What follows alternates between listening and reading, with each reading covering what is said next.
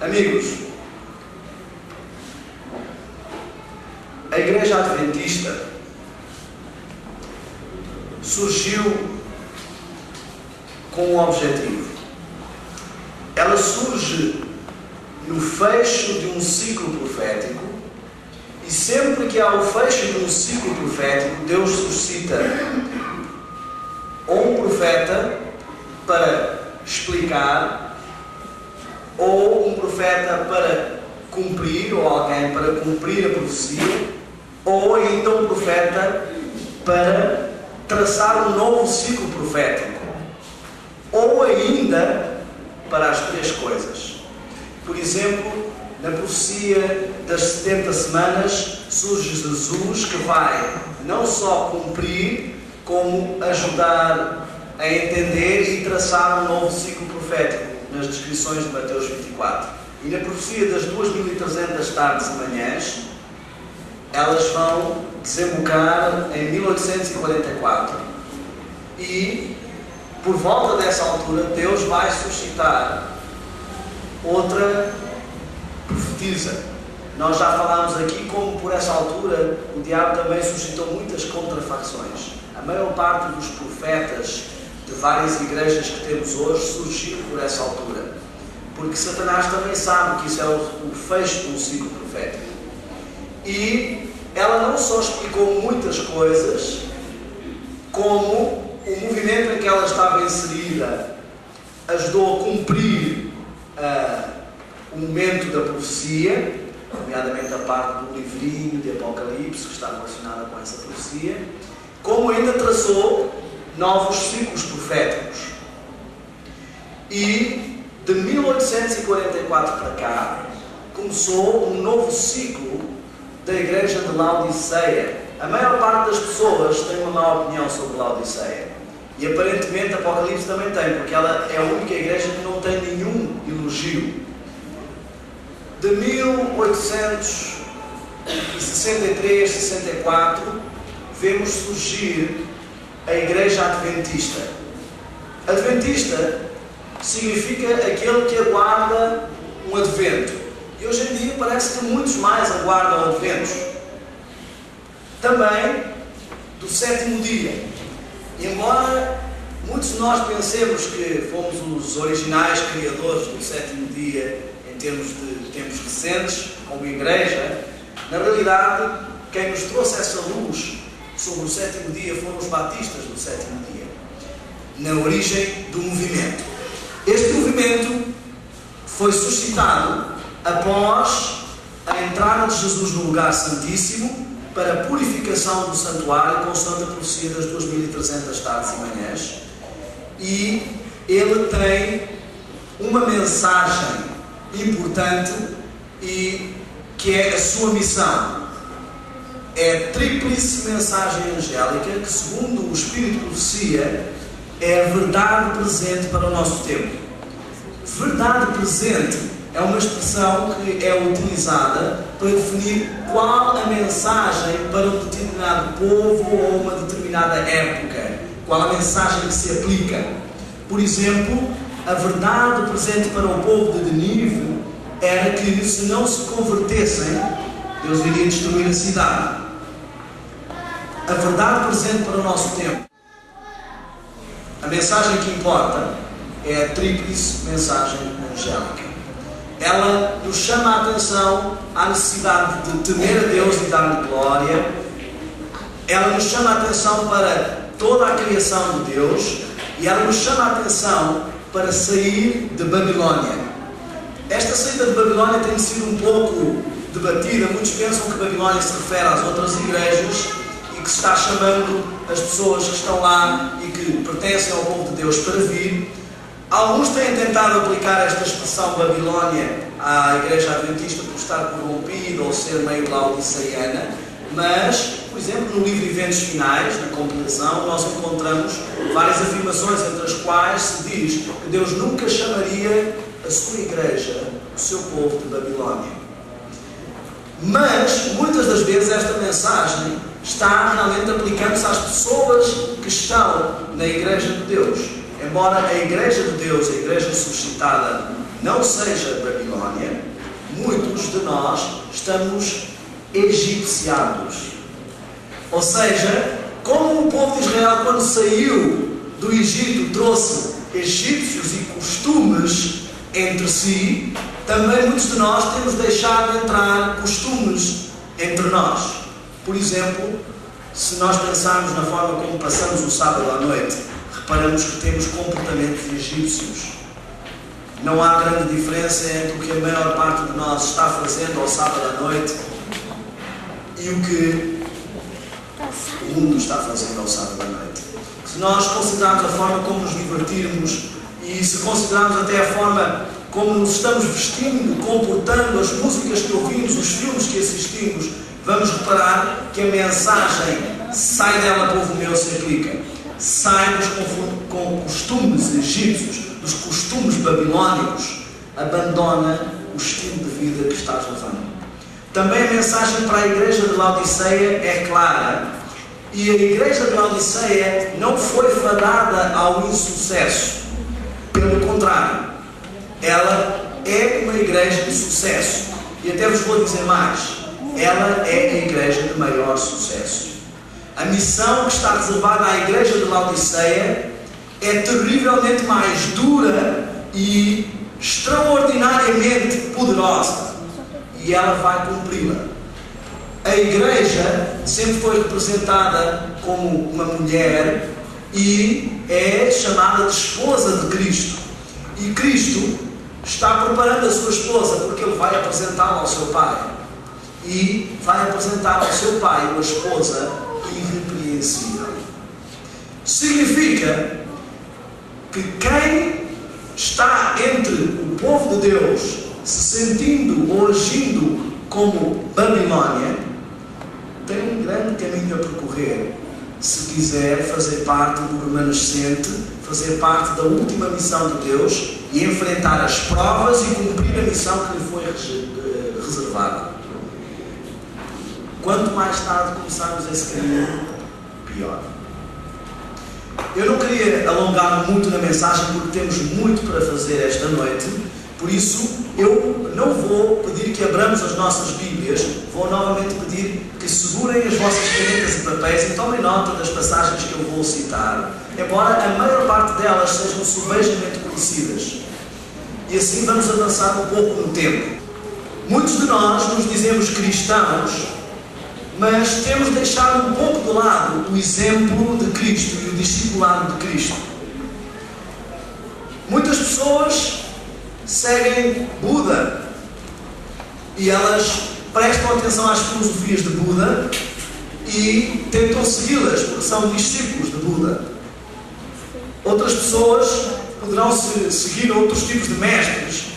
Às vezes temos também, por exemplo, nas artes marciais, que há um mestre e se segue esse mestre.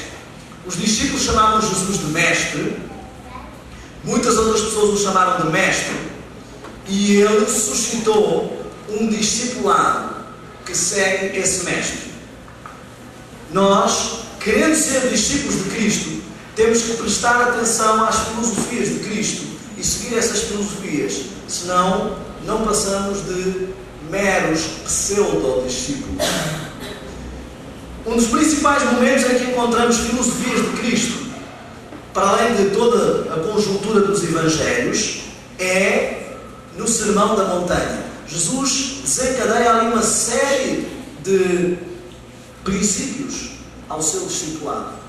Interessante, é estranho como pessoas dizem que a lei foi abolida, porque Jesus vai pegar em todos os aspectos da lei e vai dizer, olha, a lei dizia assim assado, depois eu digo muito mais.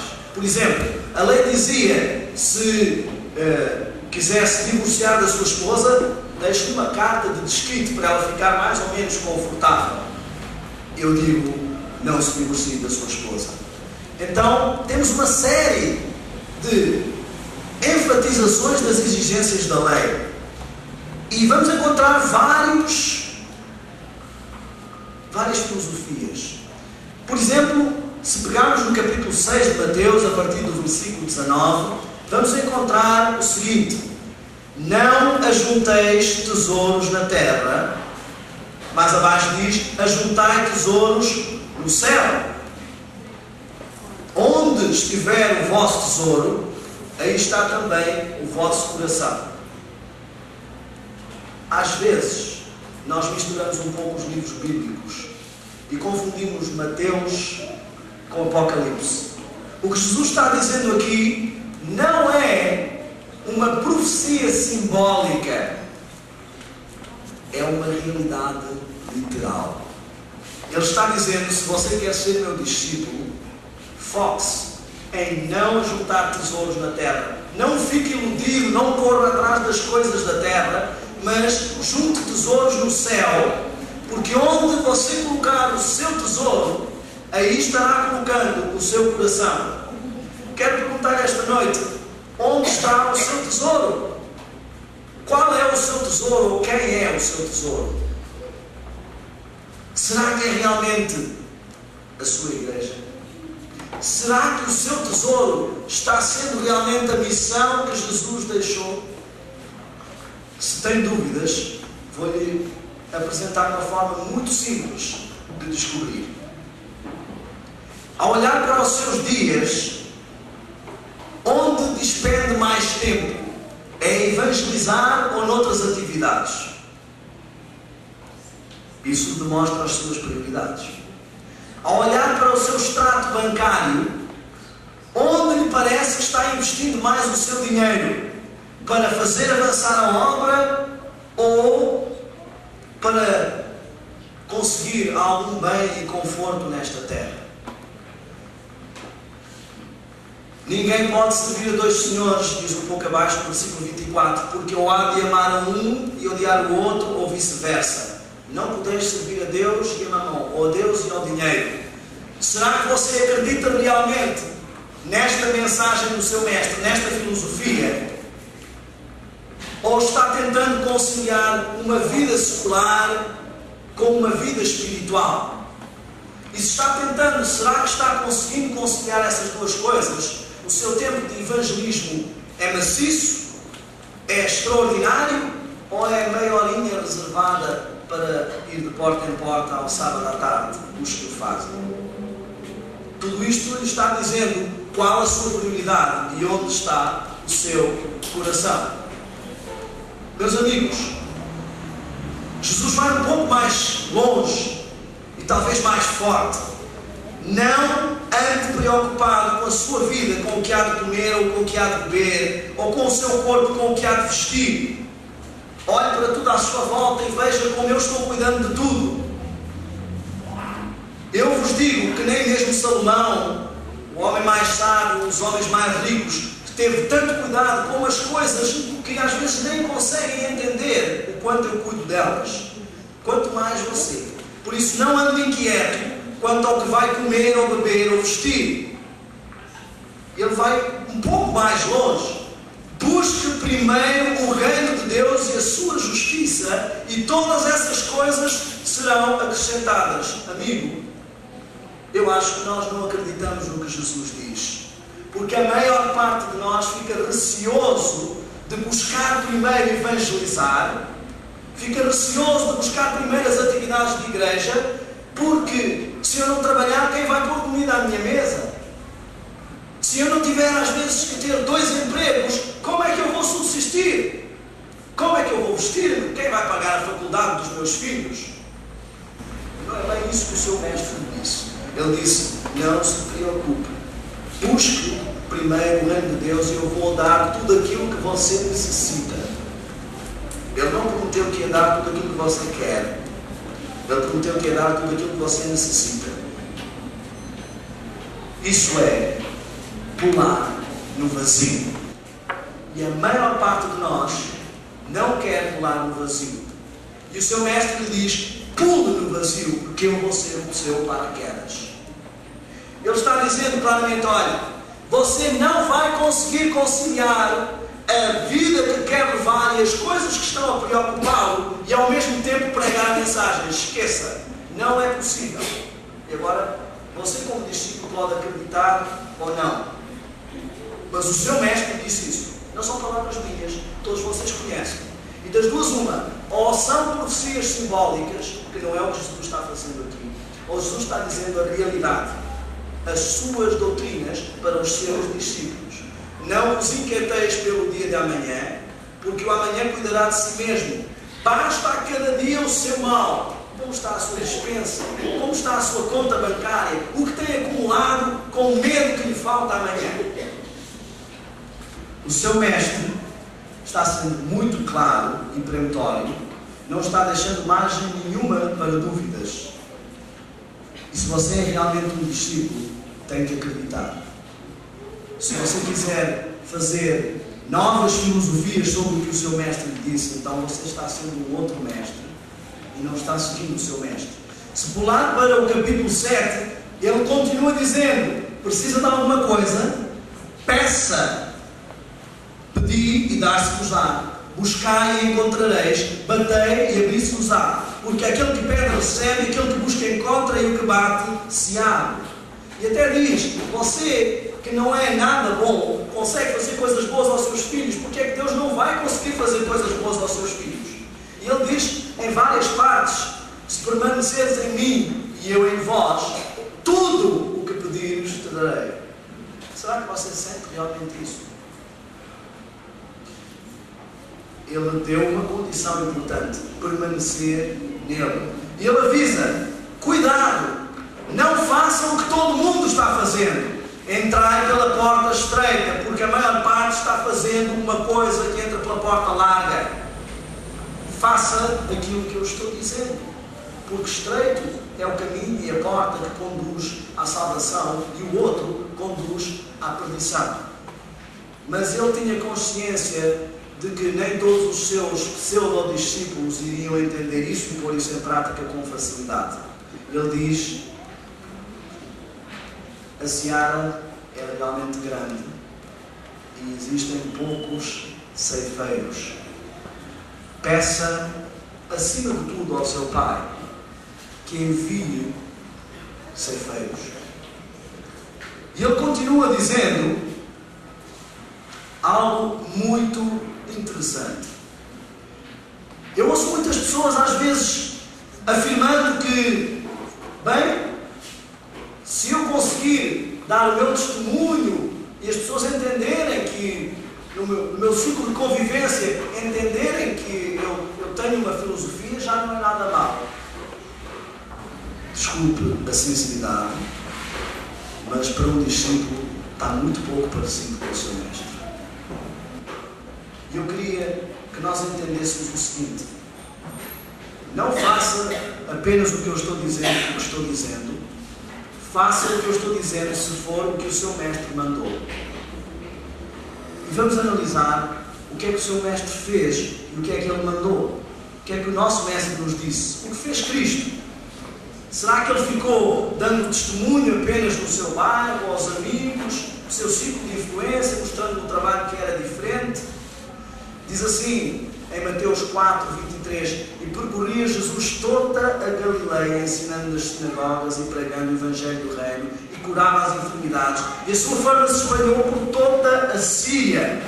E seguiu uma grande multidão, diz no 25, da Galileia, de Decápolis, de Jerusalém, da Judeia e lá além do Jordão.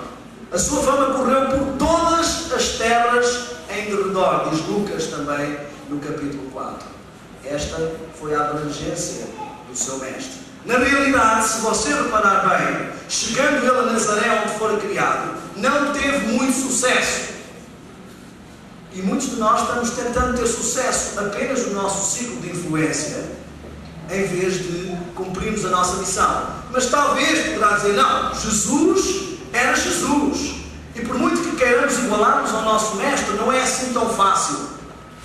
Tudo bem. Vamos ver então o que é que Jesus mandou aos seus seguidores fazerem, aos seus discípulos. Será que ele mandou ficar só no seu ciclo de influência?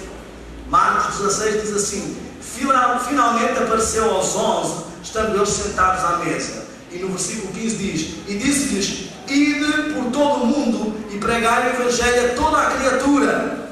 Por onde é que ele mandou? Por todo o mundo. Pregar o Evangelho a toda a criatura.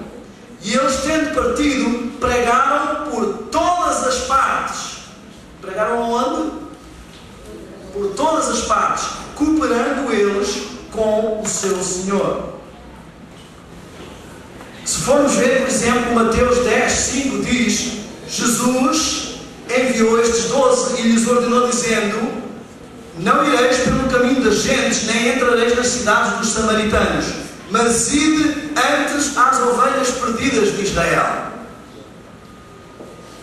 Esse é um dos motivos porque eu vou muitas vezes a várias igrejas, porque o povo do Israel espiritual precisa entender o momento em que estamos. Mas agora o vosso mestre, vocês me desculpem, mas ele é muito exigente. E ele diz assim: e indo pregai dizendo, reparem que ele já os mandou ir por todas as partes e pregar a todas as gentes. E está mandando também ir primeiro às ovelhas de Israel. O reino dos céus está próximo. E manda novamente: curai os enfermos, limpai os leprosos, ressuscitai os mortos, expulsai os demónios. Ele não pede coisas fáceis. Ele não disse: fique sentado no banco da sua igreja e faça o que puder. Quando passar a salva de oferta, dê o melhor que puder, para não ficar também faltando na sua casa. Coloque a mão no bolso e veja o que está sobrando e ponha lá. E se for convidado para algum cargo, assuma o cargo, faça aquilo que puder. Também não vá atrapalhar a sua vida ou deixar que isso esteja afetando, porque você afinal tem um emprego, uma profissão, e a sua vida não é só a igreja. Não foi bem isso que eu disse. E ele diz algo também muito extraordinário: de graça recebestes, de graça dá. Eu gostaria que nós fixássemos esta frase de Mateus 10, 8. De graça recebestes, de graça dá. Esta é a forma como ele mandou propagar-nos esse Evangelho. Mas ele continua dizendo coisas mais difíceis e exigentes ainda. Não possuais nem ouro, nem prata, nem cobre em vossos cintos. Ou seja, não tente fazer uma poupança. Vá sem bem alforjes para o caminho, nem duas túnicas, nem alpacas, nem bordão. E ele continua dando a sua missão. Esta foi a forma como os discípulos levaram. Agora, talvez você diga: pois é, mas o cristianismo estava começando, os discípulos estavam muito ligados a Jesus, então fizeram o evangelismo dessa forma. Vamos ver o que fizeram os apóstolos. Atos 19, 26. E bem vedes e ouvis que não só em Éfeso, mas até a quase toda a Ásia, este Paulo tem convencido. Os apóstolos, afinal, também não ficaram só no seu lar, no seu ciclo de influência, dos seus amigos do trabalho. Eles foram para muitos lados. Olha as cartas de Paulo aos Romanos, aos Coríntios, aos Gálatas, aos Efésios, aos Filipenses, aos Colossenses, aos Tessalonicenses, aos Hebreus. Não parece alguém que tenha ficado só no seu bairro. Só em Corinto, acho que é em Corinto, não é? Ele ficou mais de um ano. Olha o que é que diz Paulo, 1 Coríntios 11, 1. Sede meus imitadores, como também eu sou de Cristo. Olha, o que Paulo está dizendo aqui é: Cristo fez assim, os discípulos deles fizeram assim, e eu estou fazendo assim, e vocês imitem o que eu estou fazendo. Muito exigente este cristianismo. Parece bem mais exigente do cristianismo que as pessoas querem agora levar na prática, em que eu abraço uma missão e o Senhor me dá tudo. Muito dinheiro, muito conforto, muita estabilidade. Bem diferente da mensagem que Jesus deixou aos seus discípulos, dizendo: no mundo vão ter muitas aflições. Tenham bom ânimo, porque eu venci o mundo. Vocês vão ser afligidos, mas os servos não são mais que o seu Senhor. Bom, talvez esse tenha sido o surgimento do cristianismo. Mas e no surgimento da sua igreja? O que fizeram os pioneiros? O que fez Ellen White? Será que ficou no seu bairro? Manuscrito 13, de 1910. Nossas cidades devem ser trabalhadas. Há necessidade de dinheiro para a realização da obra em Nova York, Boston, Portland, Filadélfia, Buffalo, Chicago, São Luís, Nova Orleans e em muitas outras cidades. Vida e Ensinos, página 218. Deveis considerar perspectivas mais vastas. Vossa luz não deve ser posta no alqueire nem debaixo da cama, mas no velador, para que ilumine então a casa. A vossa casa é o mundo. Amigos, algo não está batendo certo. Eu acredito que Jesus chamou cada um de nós para muito mais do que isso. E na realidade, eu acredito que Jesus considera verdadeiramente discípulos aqueles que estão fazendo exatamente o que os outros fizeram. E eu não estou dizendo isso porque sinto que estou fazendo. Eu estou dizendo isso exatamente porque sei que não estava fazendo e que o Senhor me chamou a atenção para isso. E estou partilhando com os meus irmãos. Precisamos mudar de atitude. Laodiceia vai ser a igreja que vai cumprir essa missão.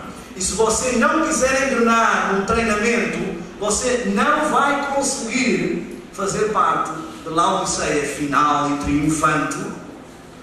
Não vai conseguir fazer parte do grupo que vai cumprir essa missão.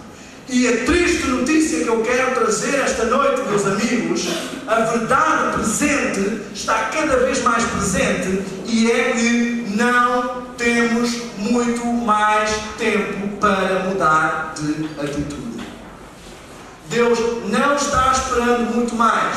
Eu posso fazer vários raciocínios, posso fazer vários cenários de como estão as conjunturas do nosso mundo, de quão próximos estamos de um acordo dominical, de quão próximos estamos de uma conjuntura de unidade entre igrejas, e você vai ver que tudo aponta para que o tempo esteja curto. Considerando as profecias de Ellen White com respeito a como estaria a música no tempo do fim na nossa igreja e como isso aconteceria próximo do fecho da porta da graça, como falámos já várias vezes aqui, é óbvio que estamos muito próximo de Deus derramar a sua chuva serôdia e que temos pouco tempo para nos prepararmos para receber essa chuva, e se não nos prepararmos para a receber, não vamos fazer parte do movimento final. O povo de Israel, quando saiu do Egito, estava às portas da Canaã terrestre, tal como nós estamos às portas da Canaã celestial. E quando estava às portas, Deus disse: entre e conquiste e possua a terra. E eles disseram: não somos capazes, porque as barreiras são muito grandes. Muitos de nós estamos ouvindo Deus dizer: faça um reavivamento na sua vida e abandone as coisas que estão mal e que estão prendendo. E estamos dizendo, sabe o quê? Não sou capaz, porque são barreiras muito grandes. O problema do povo de Israel é que confiou mais nele e nas suas capacidades do que confiou em Deus, porque quem nos iria fazer possuir a terra era Deus.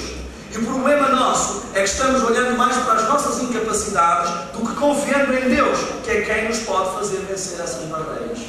Agora, o interessante é que o povo de Israel, por ter duvidado do poder de Deus, Deus disse o quê?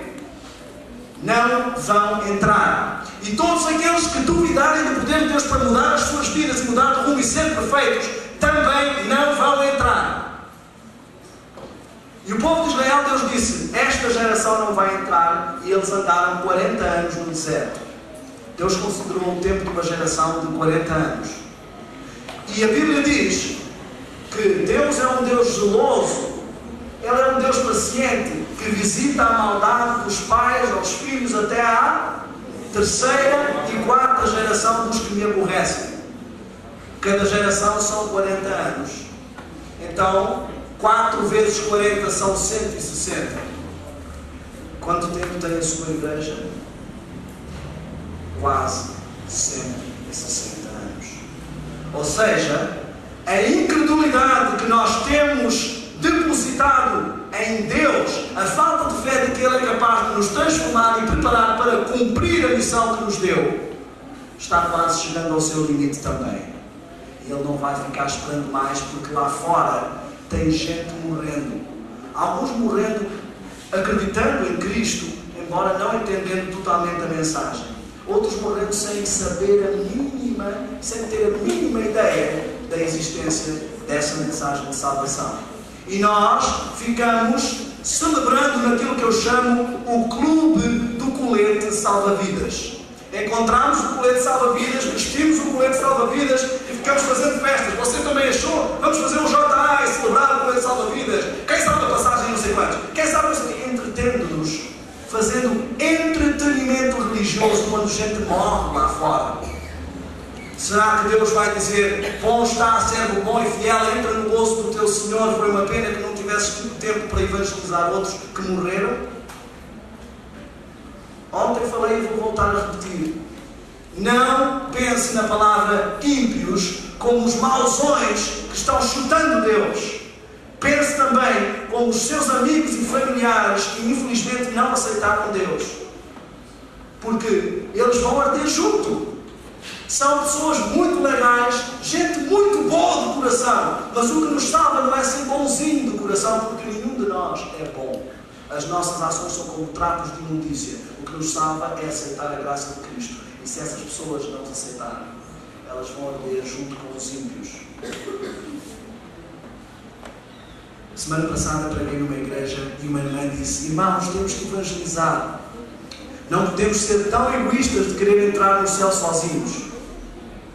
Deixe-me dizer, infelizmente não existe tal coisa como querer entrar no céu sozinho. Quem quer entrar no céu sozinho não vai entrar.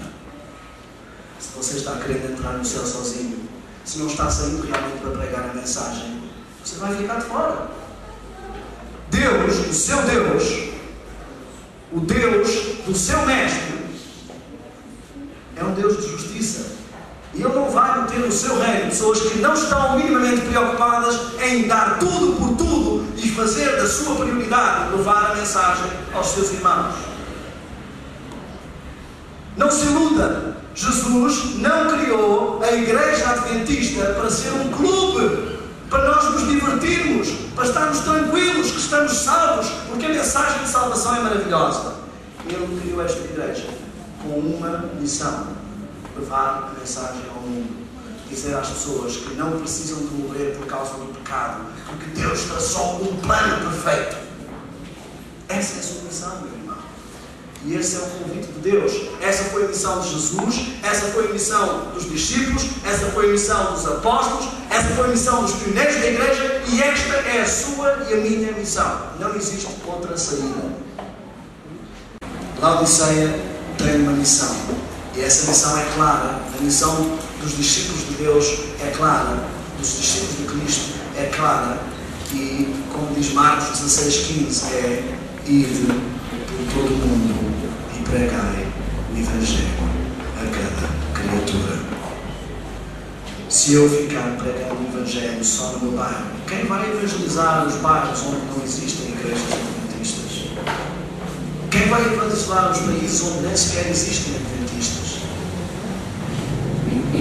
Quem vai levar a mensagem ao mundo?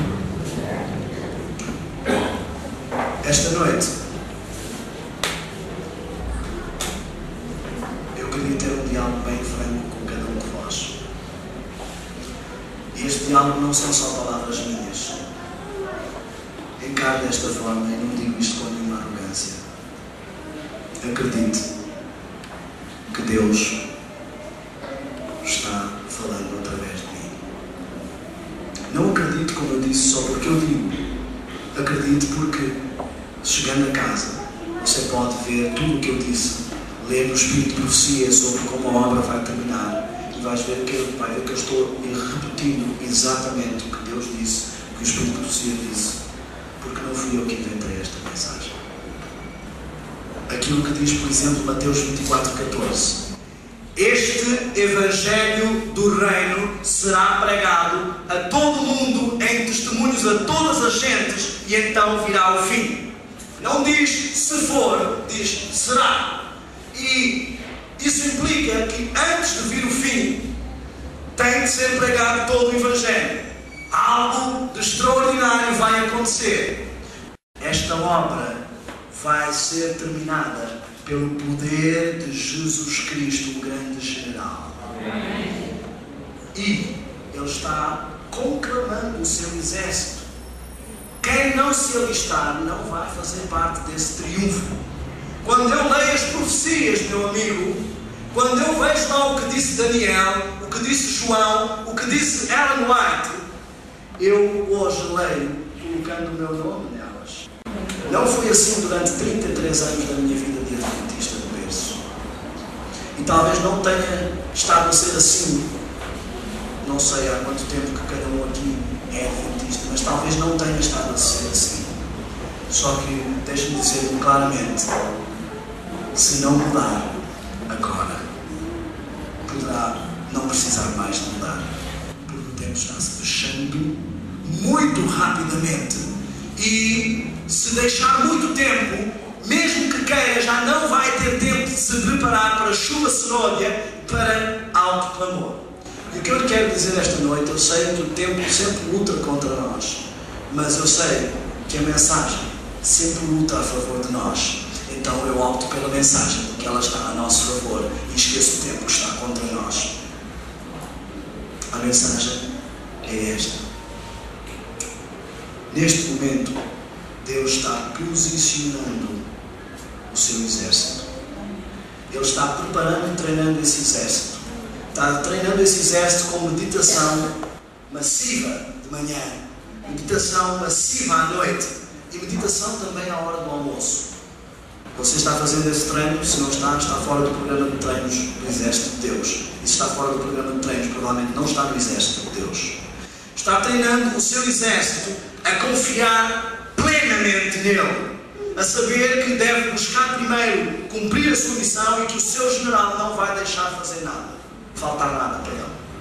Se vocês não estão fazendo isso, se eu não estou fazendo isso, então não estou fazendo parte do programa de treinos do Exército de Deus e, consequentemente, não estou fazendo parte deste exército. Está treinando o seu exército a viver em dependência total de Deus.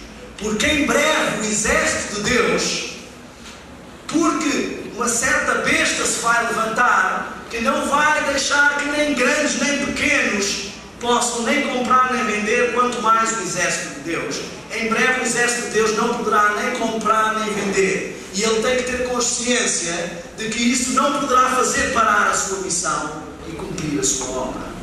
Então ele tem que treinar-se hoje em viver em dependência financeira do Senhor. Se você não está fazendo isso, não só não está fazendo parte do programa de treinos de Deus, como está correndo um grande risco. Quem não conseguir fazer esse treino agora, vai ter que fazer esse treino com muito mais dificuldade nas vésperas do problema e corre o risco de não conseguir fazê-lo. E quem não fizer isso, não vai vencer. Pode conhecer as 28 crenças todas que quiser. Quem não conseguir aprender a viver na dependência financeira de Deus, não vai vencer. Porque diz o Espírito de Profecia que no final dos tempos vai chegar um ponto em que teremos que contar com os próprios anjos para nos alimentar. Ora, meu amigo, quem não consegue confiar em Deus para avançar sem saber o que vai comer amanhã, como é que vai conseguir confiar em Deus para ficar à espera e optar pela sua lei e a qualquer momento vai vir aí um anjo que vai trazer um prato de comida? Não estaremos preparados. Amigo, acorde, está acontecendo. O despertamento de Laodiceia está acontecendo. O reavivamento de Laodiceia para receber a chuva serôdia está acontecendo. E essa chuva serôdia está quase acontecendo. Porque o alto clamor está começando a acontecer. Amém. O mundo todo vai ouvir a mensagem da salvação. Este Evangelho vai ser pregado a todo o mundo. Desde aquele membro de uma tribo africana lá nos confins da terra, até aquele índio numa tribo do Amazonas lá nos confins do Brasil. Todos, diz o Espírito de Profecia, vão saber que o sábado é o dia do Senhor e que o domingo é um dia imposto e vão poder decidir qual é que querem.